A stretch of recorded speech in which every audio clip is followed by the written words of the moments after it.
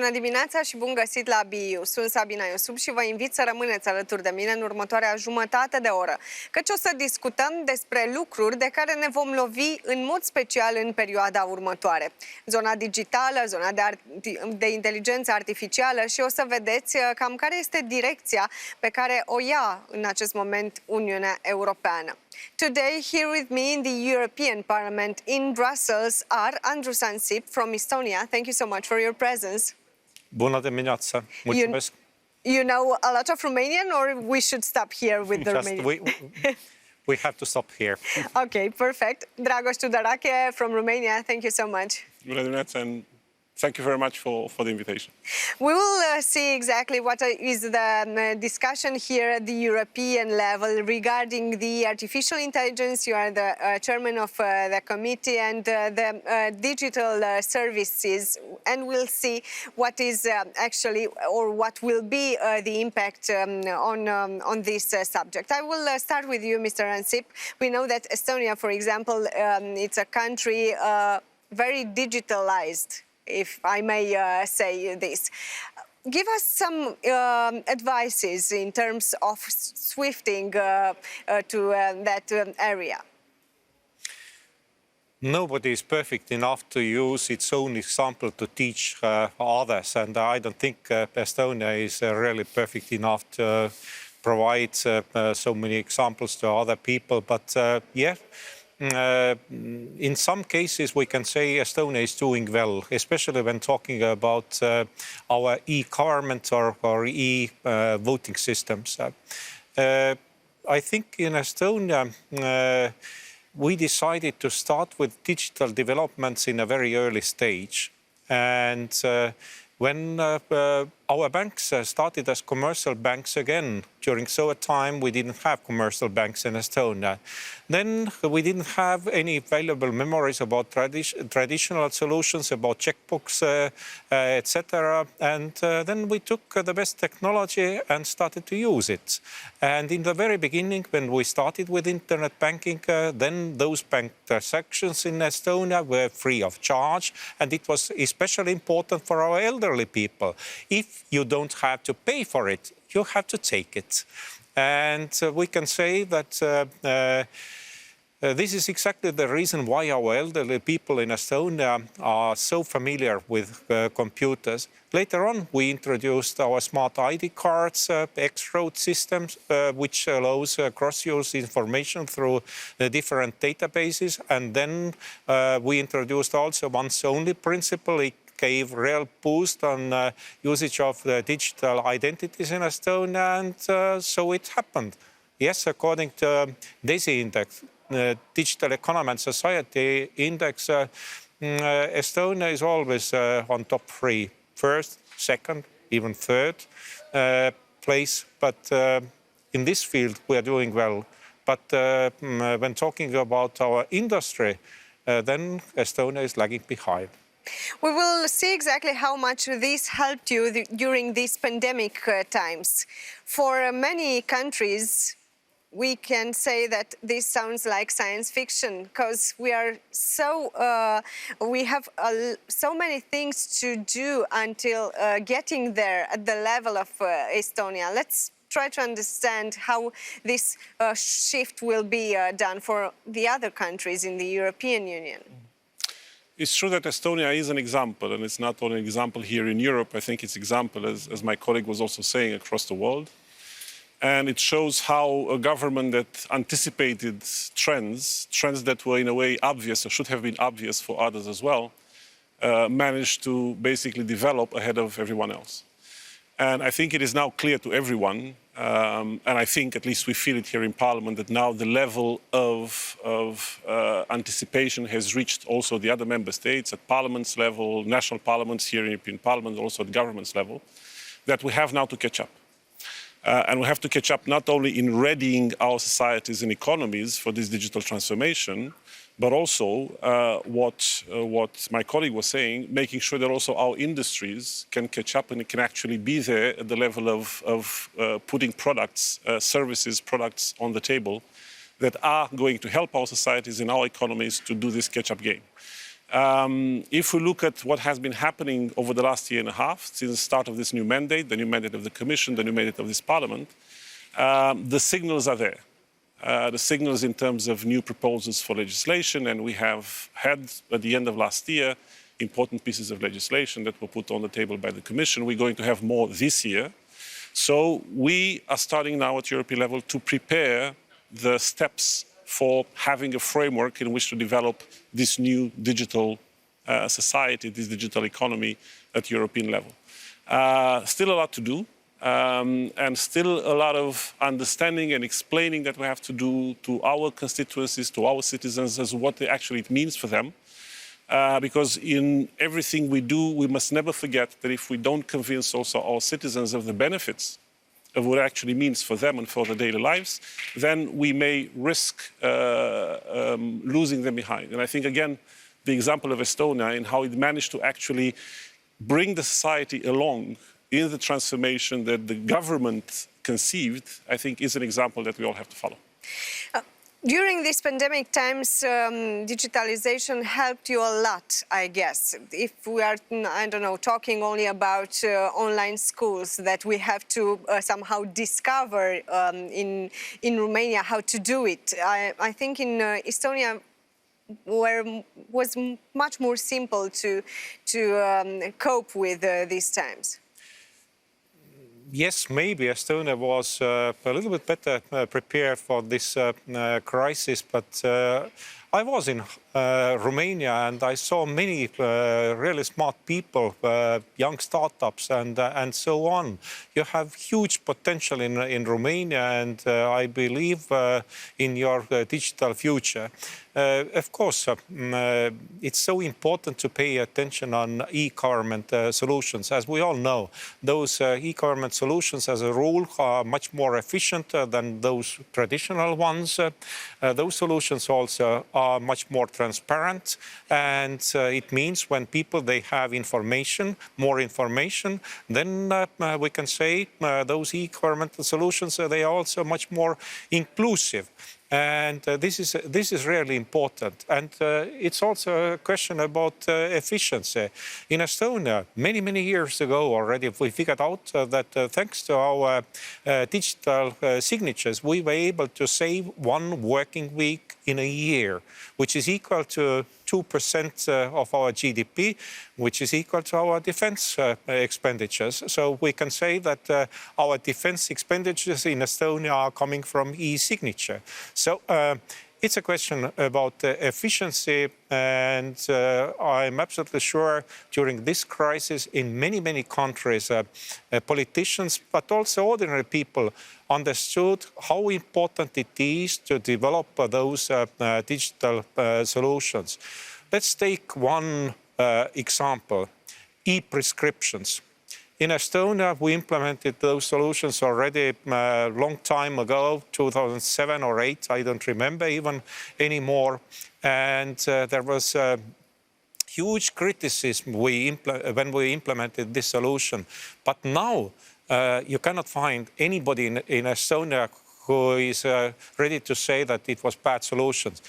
Everybody liked it, and especially elderly people.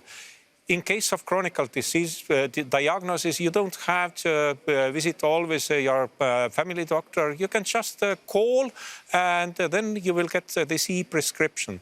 When visiting your grandchildren in another city, you don't have to be worried about this paper prescription. You have to show your smart ID card, and you will get those pharmaceuticals. Now we can use this e-prescriptions also when visiting Finland, and Finnish people, they can use their prescriptions cross-border when they are visiting Estonia. So it works, but I'm thinking about Europe where we can use cross-border those solutions everywhere.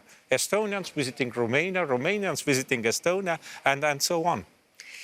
There is always a resistance to change in general. In any society, for each individual, this resistance to change appears. It is important to see exactly how to tackle it.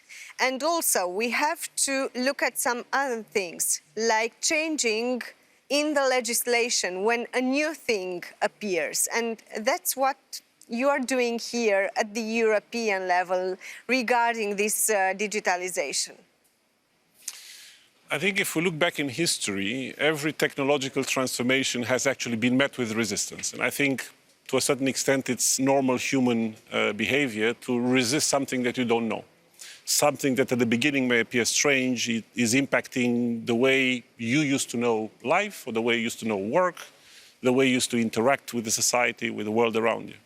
So the fact that there is now, in certain parts of our societies, there is resistance to the digital transformation, I think we also have to take it as a natural thing. I think our duty as politicians is to explain as much as possible, to take this lead role in putting in words that our citizens understand actually what it means for them. Again, what it means for their life, their individual life, their personal life, what it means for their work, how it can actually change, how it will not lead to a loss of jobs, because a lot of people fear that with digitalization they will lose jobs. Yes, certain jobs will disappear, but others will appear. Others will be created. We cannot say today how the job market in 20 years' time will look like. But we also, what we have as a duty, as politicians, as governments, let's say political leadership, is to also be able to forecast, again, how these economies will evolve, to be able to prepare the kids of today, the youngsters of today, but also everyone else, again, for these jobs that will appear in 20 years' time. So it is a massive undertaking that does not stop with legislation. A lot of people tend to look and say, okay, we've adopted a piece of regulation at European level or at national level, job is done. No, it's not. On one hand, we have to start already ahead of legislation. And I think this time around, if you look at least at how we are preparing, or how the Commission is preparing the legislation on artificial intelligence, they did start with a broad consultation last year, which was good. We have advocated for that in our political group. Because you have to understand what you want to regulate. And then, of course, the job is not ending with the adoption of the legislation, because then, again, you need to make sure that your economy, that your citizens, that the entire sectors of our societies are prepared to afterwards live with that legislation, implement it properly, and also to be able to learn from its effects, from its impacts, to perfect it if you need be in the future. When discussing these changes in legislation, what should one keep in mind?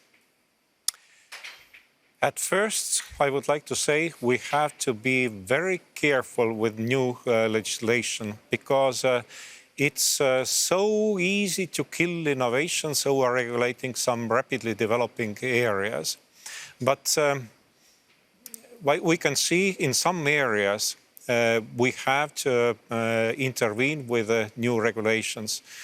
We all know what happened this January in Washington, according to many people, many politicians. Those riots were incited by social media platforms in Washington. And what happened then?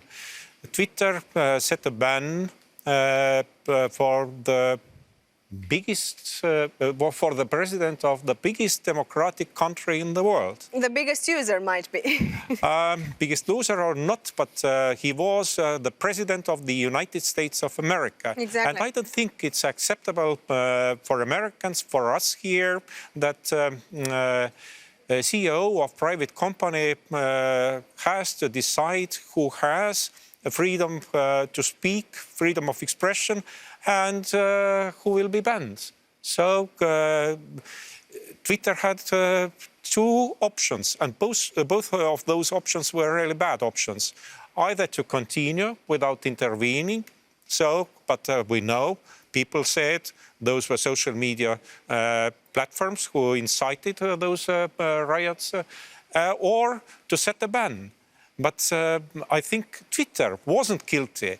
Those were politicians who put Twitter into this situation where they had only two really bad options. We have to intervene.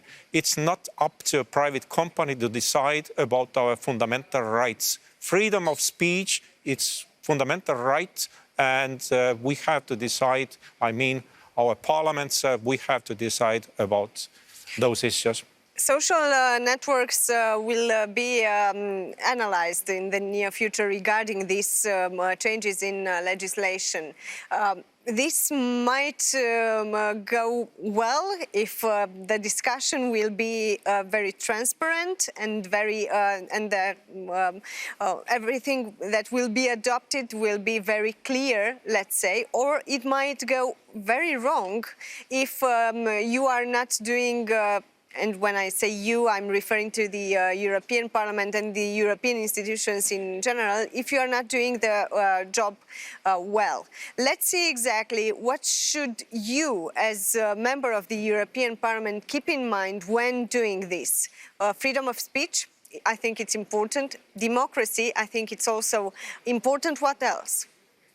Well, there are two fundamental aspects for the regulation which the Commission has proposed in December last year, the Digital Services Act, as well as the Digital Markets Act, which is the economical aspect, the integration of our digital single market and what we need for that, and also how we need to protect it from antitrust behaviors of certain companies. And that is one reading that we can give to the legislation that has been provided. And the other big reading is, continuing to what Mr. Ansip was saying, is the issue of responsibility.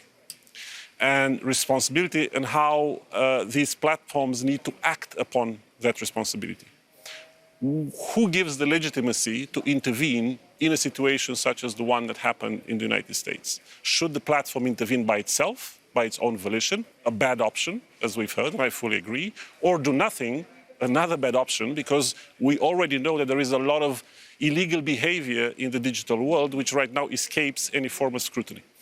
And this is how the legislative intervention right now at European level is to understand. And what we, as members of Parliament, have as a duty is to now take this proposal of the Commission and in the negotiations with the European Council, try to set all the nuances right to make sure that we find the right balance between how we intervene and how we set those responsibility rules so that we don't actually overdo it in terms of forcing them to control content more than they have to. Because again, freedom of expression is fundamental here, while at the same time, again, providing the tools so that when they don't intervene by choosing two bad options, but they actually intervene acting upon a rule that is clear, that is predictable, that has an enforceable mechanism behind, and that enforceable mechanism is in the hands of institutions which are legitimized democratically to take action.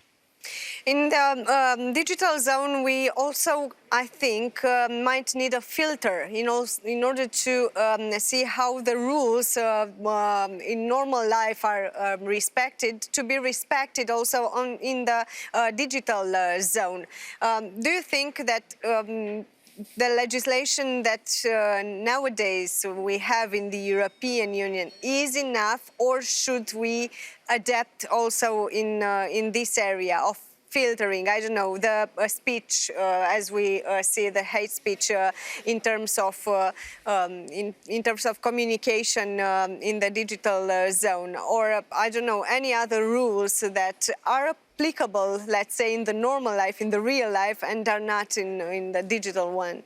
Yeah, I'm quite sensitive when we're talking about filtering. I'm not a big fan of upload filters, but I'm absolutely sure we have to update this e-commerce directive, which was and still is one of those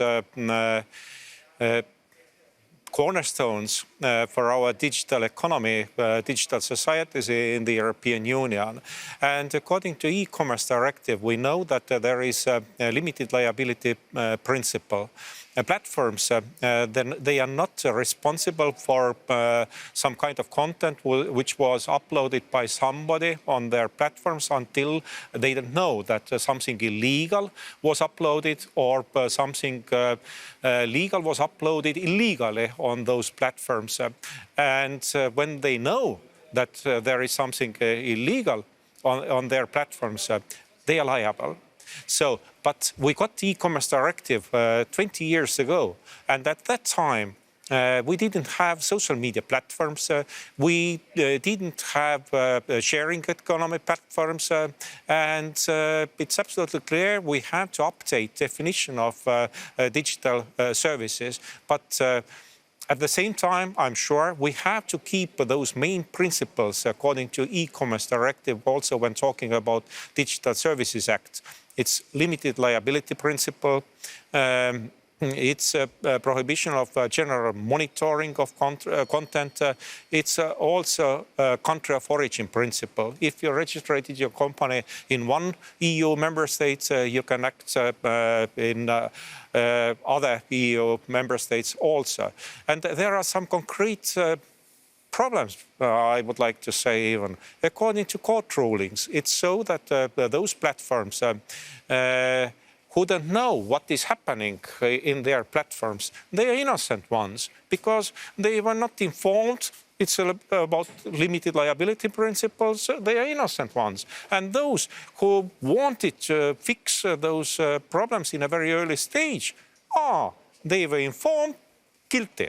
So we have to fix that kind of problems and to bring more clarity in digital regulations. And Digital Markets Act, it's also important because this is mainly about competition rules, and we know what is happening in those days in the United States. 46 states, they launched a court case against Facebook. They said that this was a huge mistake that state allowed to buy Instagram and WhatsApp by Facebook. Now their market power is too strong, and they would like to split this company into different parts. We can see that there are other court cases against Google, against Amazon, and in Europe. I am absolutely sure we have to have proportional instruments for not only really big companies, but now we're mainly talking about gatekeepers companies. We have to do that. Unbundling. I don't think we have to avoid talking about unbundling. In the European Union, I remember we used to deal with unbundling when we decided that our gas monopolies, natural gas monopolies were too powerful. And then we said, if you own pipelines, it's not allowed to sell natural gas. And what happened after that? There is a competition. At least in my country, in neighboring countries, but also here, there is a competition and those gas prices decreased. I'm dreaming about the situation where we have that kind of the situation also in digital economy. We have only 30 seconds, Mr. Tudorake. I've seen that in IMCO committee, for example, they are focusing on consumer protection in terms of digital. In CULT committee on property rights, for example. What should we also add here? Well, there are many aspects to this legislation, which is why whenever a new piece of a regulation or a directive dealing with digital issues comes in this parliament, it goes to several committees, in fact. Sometimes there's even a bit of a competition on which committee takes it. So I think for the ones that are right now on the table, the DSA and the DMA, the Digital Services and Digital Markets Act, they will go to several committees for opinions. They will also have to go to LIBE, for example, for the issues that have to do with impact on fundamental rights, with issues, impact on democracy, so on and so forth, just as it will have to go to ITRE also for opinion and to several other committees. What is interesting is that we also have now AIDA, which is the committee where both of us are a party to, where we're trying to take a more integrated look at the, let's say, the broader implications of artificial intelligence, which is one aspect of digital technologies. So I think that we are now well equipped as an institution in this European Parliament. We have all the necessary competences, expertise in the various standing committees, as well as in the special committees now, to take good look and to enter in these negotiations with full force. Thank you so much both for your presence and for your comments. Vouă celor de acasă vă spun să rămâneți pe Antena 3. Nu uitați că ne revedem și sâmbătă viitoare la 9:30. Cu bine și sănătoși să fim!